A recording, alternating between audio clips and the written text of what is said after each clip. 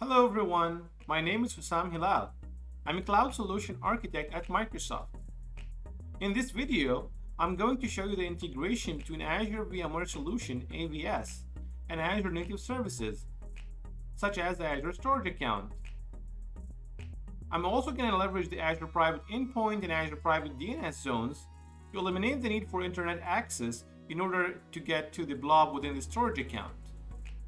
So let's get started. Let's start by showing you how things would work for the DNS resolution, leveraging the Private DNS Zone and the Private Endpoint as well in Azure. So here we have the Azure Storage Account we talked about earlier, and it's configured not to allow access from everywhere. It's only for allowing to selected networks. Here we have nothing under virtual networks, but we have one private endpoint that we'll be leveraging.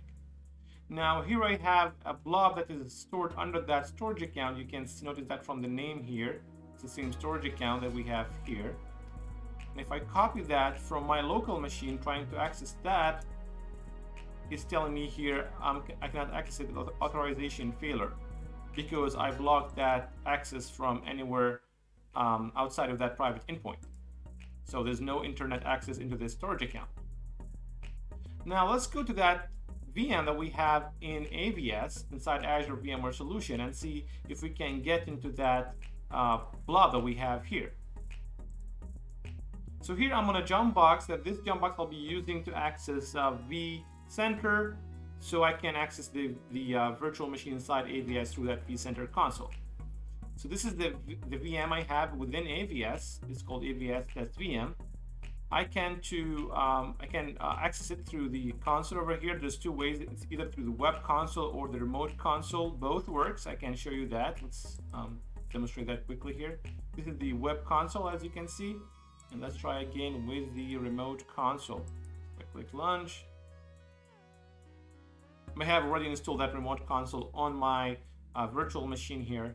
So it's ready stage, so it should pick it up and go forward. It's connecting right now. All right, so this is the virtual machine inside AVS. Now let's try and see if we can access that blob in that storage account. This is basically a static site they created, or static page they created to load an image from that storage account. As you can see here, the image loaded successfully. If I just show you the source, as you can see here, the image source is actually the same one that I couldn't access from my machine. But because it's accessing the image through the blob through the private endpoint, it was able to do that. Here you go, this is the image. Another thing I can show you from this virtual machine, if I open command prompt, for example, and if I try to do an NS lookup for that storage account, notice that I'm not using any IP addresses. I'm using only the regular name of that storage account that you would use regularly. So if I try to do NS lookup here, I'm getting back a private IP address. This is the private IP address of the private endpoint that we had enabled on that storage account previously. This diagram shows the connectivity between AVS on the right side and Azure on the left side through ExpressRoute VNet Gateway. Now let's talk about the main components required to establish the integration between AVS and Azure native services, such as Storage Account. This also works with other services like AKS, Key Vault, SQL, Automation Account, etc. All these services works that have the integration with the private endpoint, basically. Now let's identify the main component here, or the first component here, which is the storage account. Then we have the private endpoint. Now when we create a private endpoint, it also creates a static network interface in the background that gives us the private IP address that we use for that storage account. Next we'll have the Azure Private DNS Zone. That is required to have the name of the storage account and the mapping to the private IP address that we get from the network interface. Next we'll have the DNS forwarder. This is basically a server, it could be Windows or Linux, that's hosting a service that's capable of doing DNS forwarding to a predefined IP address. In this case, it's the Azure Virtual IP. Now the last component will be in AVS itself. So let's move into that. That would be at the NSX Tier 1 gateway. We have to enable the DNS service there. That will set the machines within AVS to use the DNS forwarder in Azure for any DNS queries in the future. Same as we identified in component number 5. Now the same way things work in the diagram below here, in the same fashion, the only difference that the connectivity here is through V1 hub instead of ExpressRoute VNet gateway.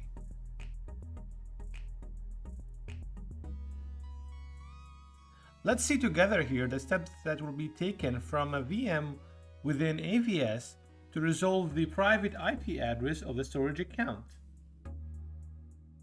The first step, that the VM will go and reach the DNS forwarder because it's configured to do that for any DNS resolution. DNS forwarder is configured to send any DNS queries to the Azure Virtual IP.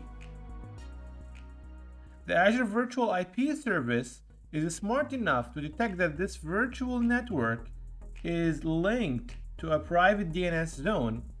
In this case, matches blobcore.windows.net. So it will send the query back to that private DNS zone. The private DNS zone has the result. So it will do the resolution from the storage account name, resolve the IP address, and send the private IP address of the NIC adapter back to the machine.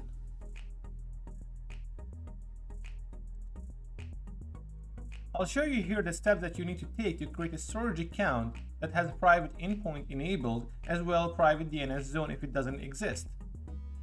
So we select here storage account, specify the subscription, the resource group, storage account name, it has to be unique, location is North Central US here, performance standard, that's good, all good here, replication LRS, go to networking. So that's the meat of this part here. The networking, we need to change that from public endpoint, so for the storage account instead of being public, to private endpoint, meaning only the access will be allowed from the private endpoint in this case. So we don't have existing one, so we're going to create one.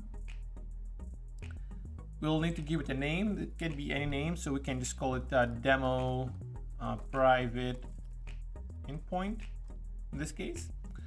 Now we have to select the storage subs resource, so it could be blob, file, table, etc. For this demo, I'm gonna select blob because that's what we're talking about in this context, but it also could be anything else. Now we'll select the virtual network where that private endpoint NIC adapter will live. So in this case, it's this network, and then the subnet is correct private link integration. I have created that subnet earlier. It could be any standard subnet basically. And then here you have to create a private DNS integration with the private DNS zones. We recommend to keep this yes. And then if you don't have one, you create one. In this case, I have one for the private link.blob.core.windows.net. And that's matching the storage sub resource we're targeting, the blob. So if I'm creating one for file, for example, I don't have one, so it's telling me that you have to create a new one, private link.file.core.windows.net. And then we click OK.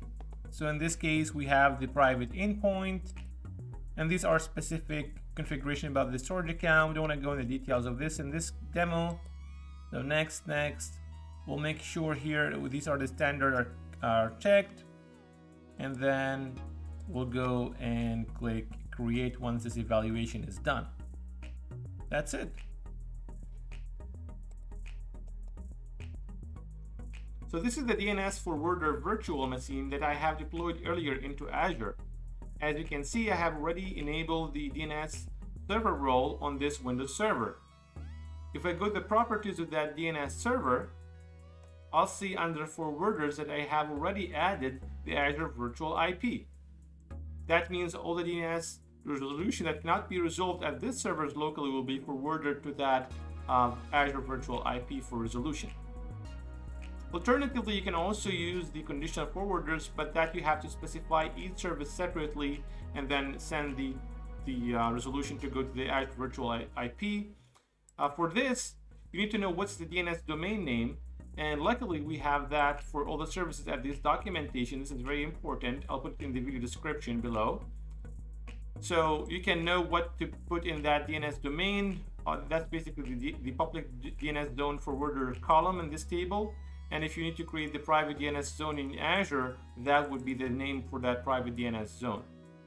So let's say we're creating one for Azure Automation. In this case, we're going to copy this, go back to the machine, paste that in the DNS domain, and here we'll just add the Azure virtual IP address, 168 and so on.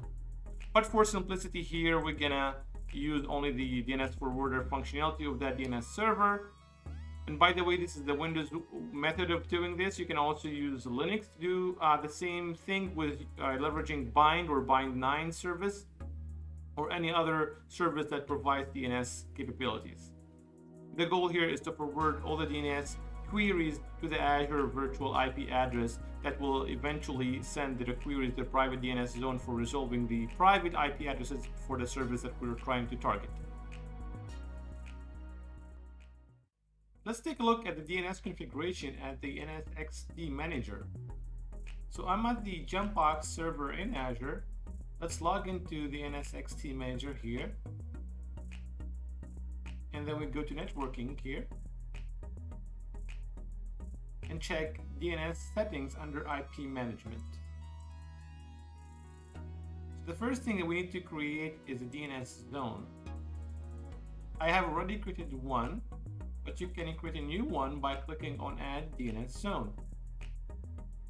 Let's take a look at the existing one.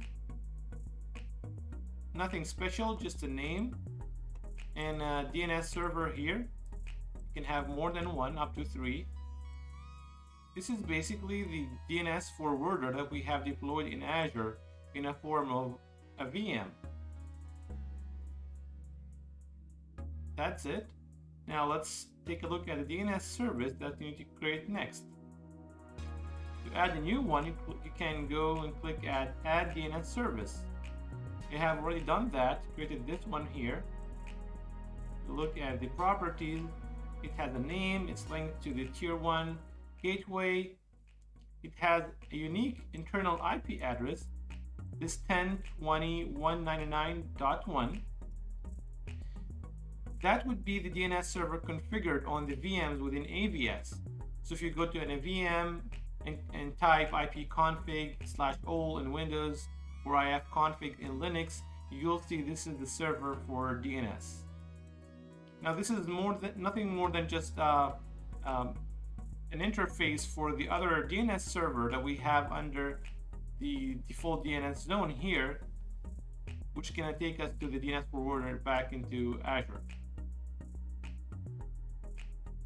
The log level here is error, so I don't get a lot of logs, and everything else here is the default. You can go ahead and create and specify the fully qualified domain name zones if you need to, but I didn't have to do that, so we'll keep it simple here. Last thing we have to check from this console is tier 1 gateway, just a couple configurations. Not necessarily we have to change something, but just make sure they are set correctly. One is the edge cluster, make sure this tier 1 gateway is connected to our cluster. And second, under route advertisement, we have to make sure the all DNS forwarder routes is enabled. Now the good news that this configuration that you see at this console for the DNS is specific, has been abstracted and made available within the Azure portal of the Azure VMware Solution. So if we go here under workload networking, we'll find DNS section. And here we have DNS zones and DNS service. DNS zones is where we can add actual DNS zones. So you can see the one that we saw just there.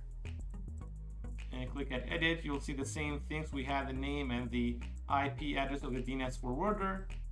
And if you go to the service, you'll see the same information as well that we saw under the NSX-T manager, and you can edit that as well if you need to change anything at this point.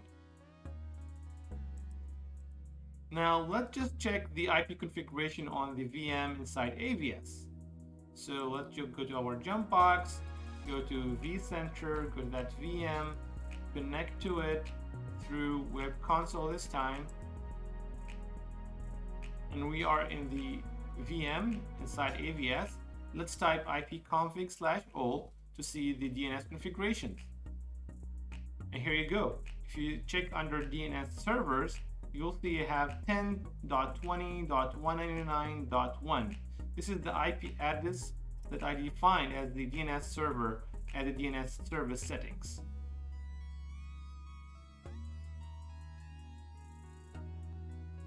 Thanks everyone for watching this video. This was only just a use case to demonstrate the integration between AVS and Storage Account. However, this use case can be extended to other Azure services, not only Azure Storage Account. Basically, any service that has the capability of integrating with a private endpoint can be integrated in the same way. These integrations allow the access from AVS workloads to Azure services without the need to have internet access. The access here is internally through the private endpoint network interface without the need to traverse the traffic through the internet. Thanks again and have a good time.